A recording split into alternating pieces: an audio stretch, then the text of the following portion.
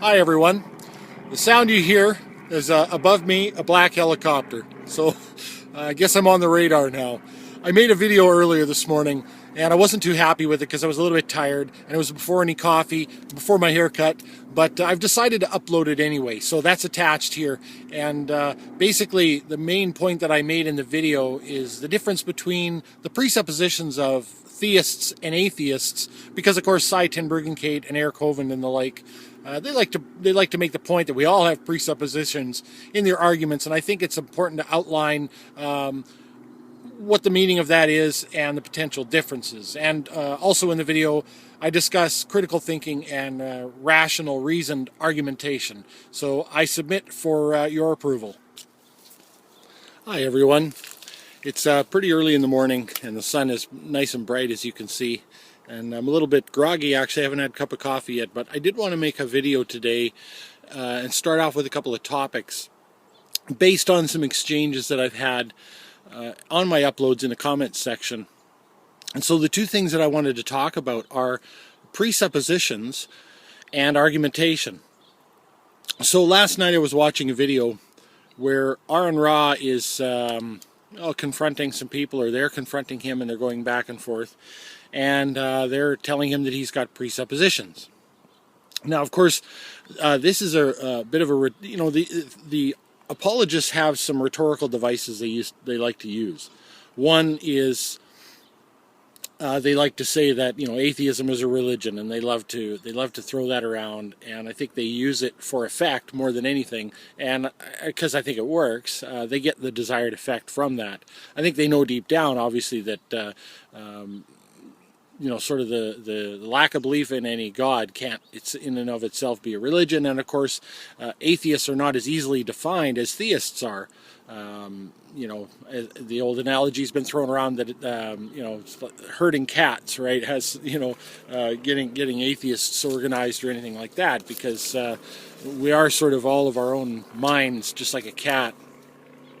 The other rhetorical device they like to use is saying that everyone has presuppositions.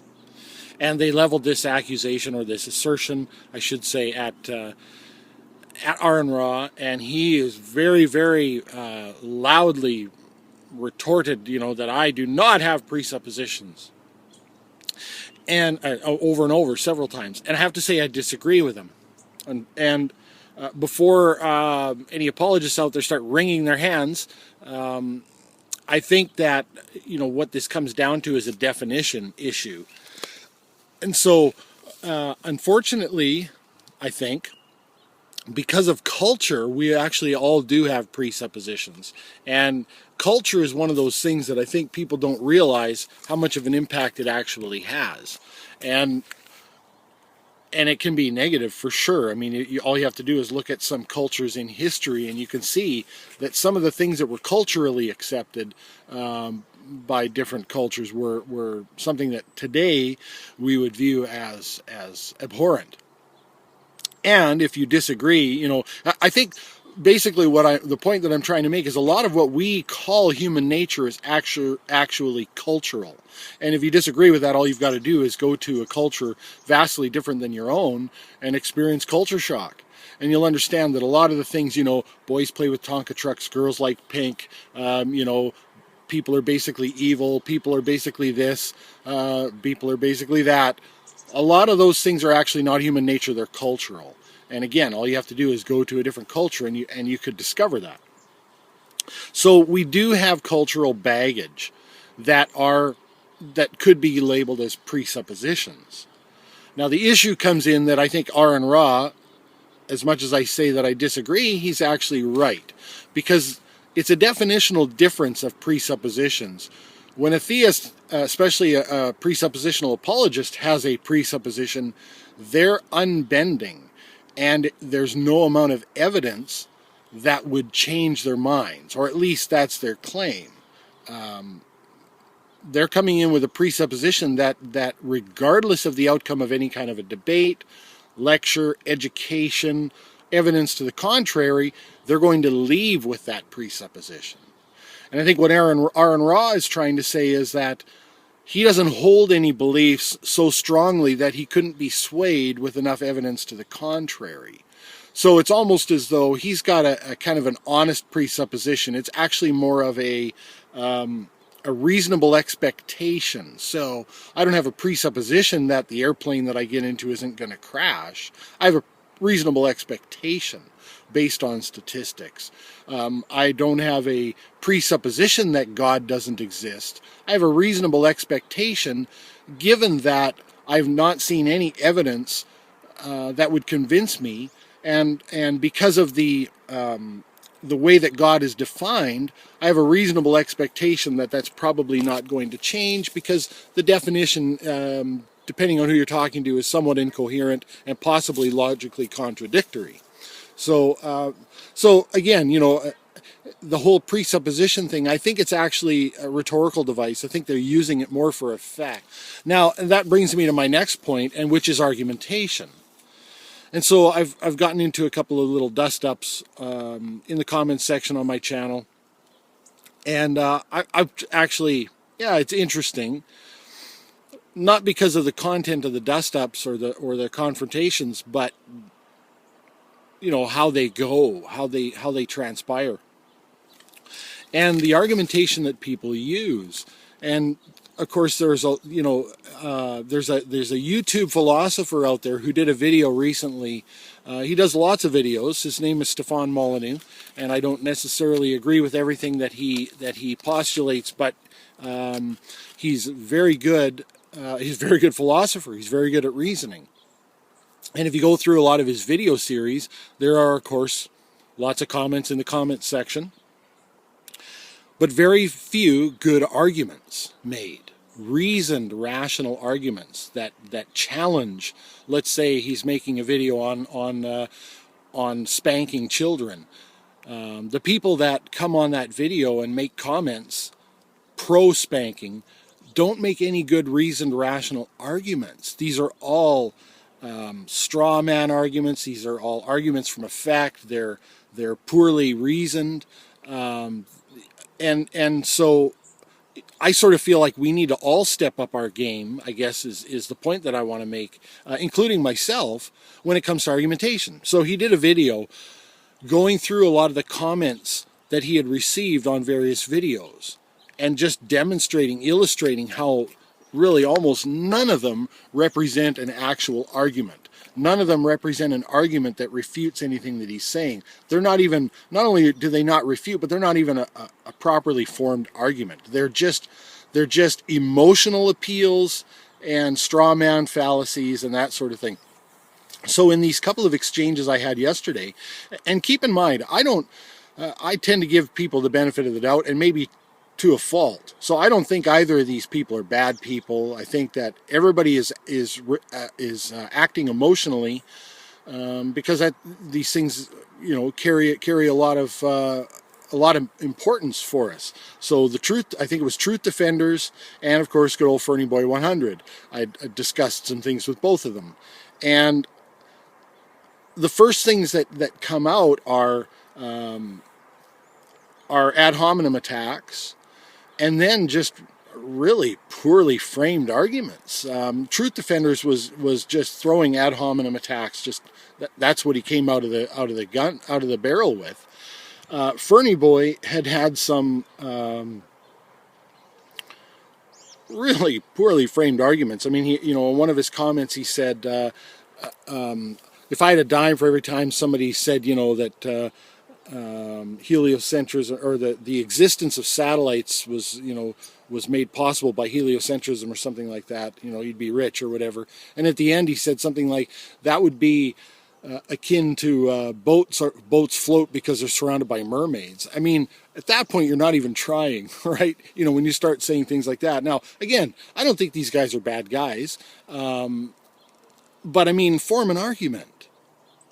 Like, let's make an argument. Let's drop the fallacies. Let's not straw man.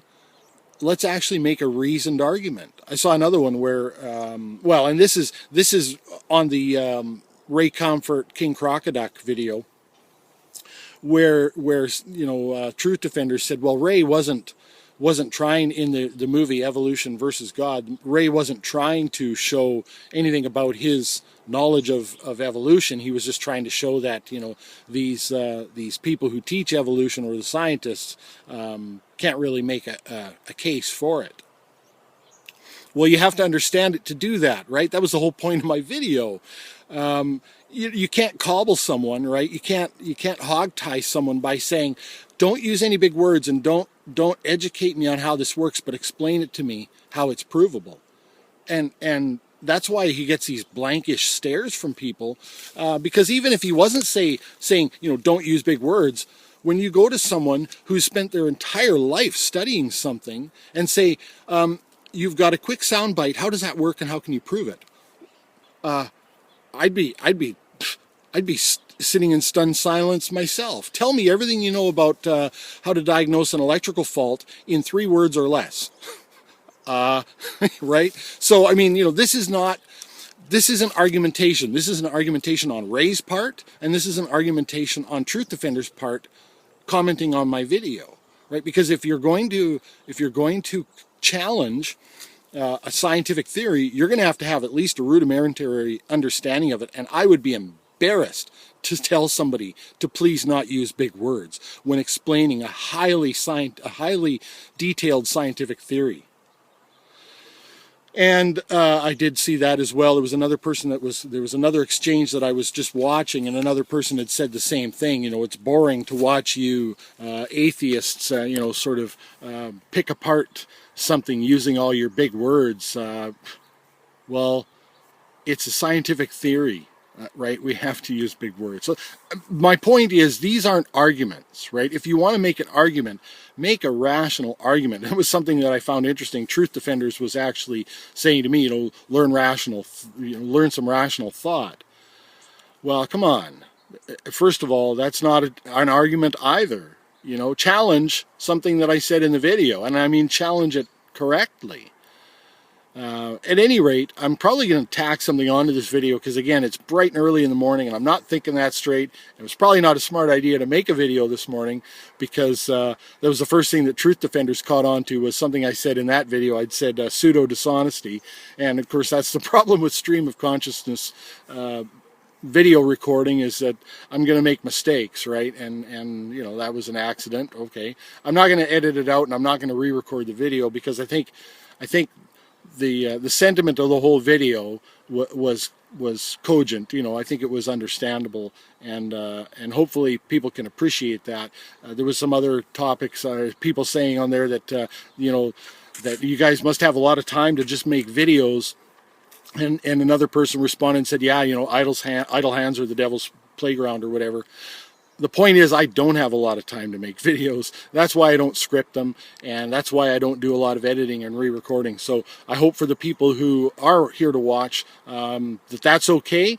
But I sort of feel like one thing I really do like about having, I think I'm at 550 or so subscribers right now, is there's a lot of good discussions going on, and I think that's what it's all about. That's why I'm making an appeal for us all to step up our game with argumentation, because we can reach new levels of understanding if we can leave aside the emotional arguments and drop the fallacies and actually deal with the topics at hand in a rational way, and start to that way we can start to actually dispense with arguments that don't go anywhere. I mean, maybe that's the mechanic in me, you know. One of the things that, you know, we have different ways we can diagnose. And sometimes we can hone directly in on a fault, but sometimes faults are so difficult to diagnose that we have to start just eliminating everything else. And eventually the fault is left for us to see. And I think that's the way it is a lot of times with argumentation, is we need to start dispensing with arguments that have been refuted. We need to be able to put those to rest and not bring them up again, you know, unless in light of some new evidence or something. But I think we need to be able to dispense with arguments that don't work so that we can move on, so that we can progress. So like I said, I'll probably tack something onto this video after I've had a chance to have a cup of coffee and wake up a little bit, maybe watch a Wildwood Claire video. Thanks everyone for watching.